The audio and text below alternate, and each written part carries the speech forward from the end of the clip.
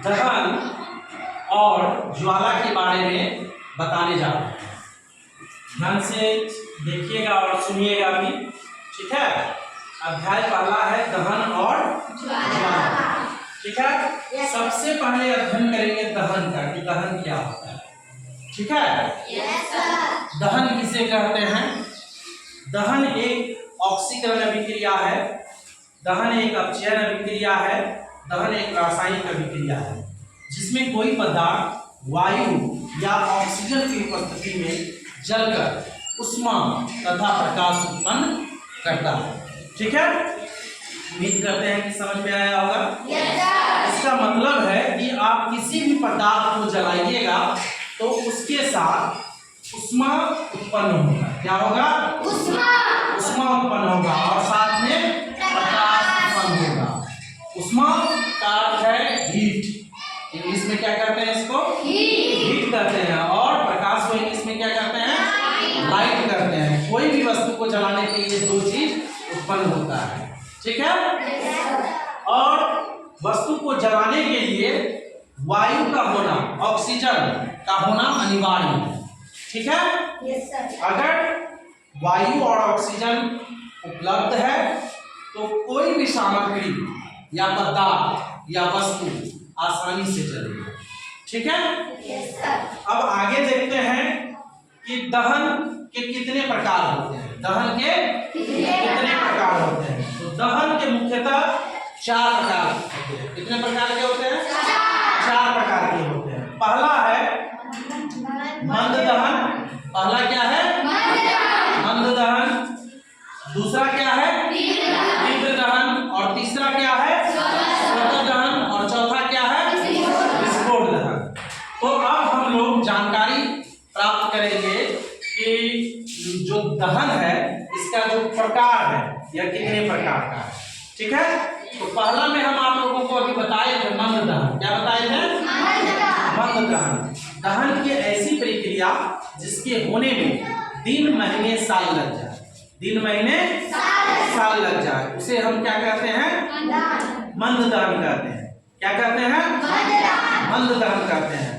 जैसे लोहे में जंग लगना, जैसे लोहे में जंग लगना। लोहे में जंग एक दिन में भी लग सकता है, एक महीने में भी लग सकता है और एक साल में भी लग सकता है, ठीक है। वह लोहे की क्वालिटी पे निर्भर करता है कि वह कितना उच्च कोटि का लोहा है, ठीक है।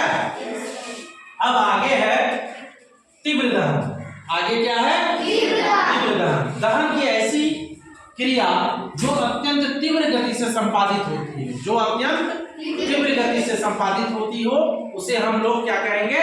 तीव्र दहन कहेंगे। क्या कहेंगे? तीव्र दहन कहेंगे, ठीक है। जैसे गैस चूल्हे का जलना, जैसे गैस चूल्हे का जलना, देख रहे हैं ना, गैस चूल्हे का जलना। गैस चूल्हे के पास जैसे ही आप लाइटर या माचिस लेके जाइएगा, ठीक है, देखिएगा तुरंत आग पकड़ लेता है। क्या होता है? तेजी में आग पकड़ लेता है, पकड़ता है ना। तो यह उदाहरण है गैस चूल्हे का जलना, ठीक है। अब आगे है स्वतः दहन। आगे क्या है? स्वतः दहन। स्वतः दहन किसे कहते हैं?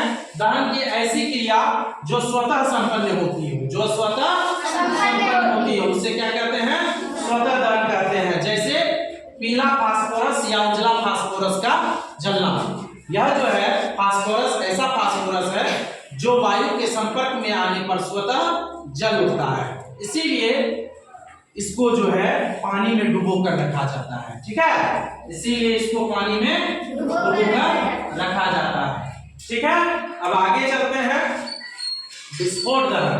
विस्फोट दहन दहन की ऐसी क्रिया जो बाहरी ताप, दाब और प्रहार से संपन्न होती है, जो बाहरी ताप, दाब और प्रहार से संपन्न होती हो, ऐसे दहन को हम लोग क्या कहते हैं? विस्फोट दहन कहते हैं। जैसे पटाखे का जलना, फुलझड़ी का छूटना, ठीक है, हाँ, बम का फटना इत्यादि, ये सब किसमें आता है? विस्फोट दहन में आता है। Any problem? No sir. Clear है? Yes sir. समझ में आ गया ना? Yes sir.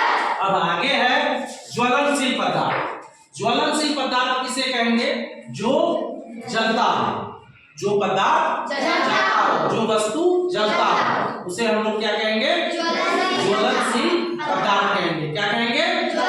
ज्वलनशील पदार्थ कहेंगे। जैसे लकड़ी, कोयला, पेट्रोल, डीजल, केरोसिन, मिट्टी तेल जिसको कहते हैं, गोबर के उपले और कृषि अपशिष्ट। ठीक है, इसके अलावा भी गैस चूल्हा भी जलता है। ठीक है, जिसको हम लोग एलपीजी गैस कहते हैं। ठीक है, क्या कहते हैं? एलपीजी गैस कहते हैं, जिसका फुल फॉर्म होता है लिक्विड पेट्रोलियम गैस। क्या होता है? Liquid petroleum gas. ये भी जलता है, कागज भी जलता है ना। तो ये सभी क्या है? ज्वलनशील पदार्थ है। क्या क्या है? लकड़ी, कोयला, पेट्रोल, डीजल, केरोसिन, गोबर के उपले, कृषि अपशिष्ट, एलपीजी गैस और भी बहुत सारी गैस है जो ज्वलनशील है, जो ज्वलनशील है। ठीक है, उम्मीद करते हैं सभी को समझ में आया होगा। चलिए, बहुत अच्छा। राजकीय मध्य विद्यालय मरंगी, वर्ग 8।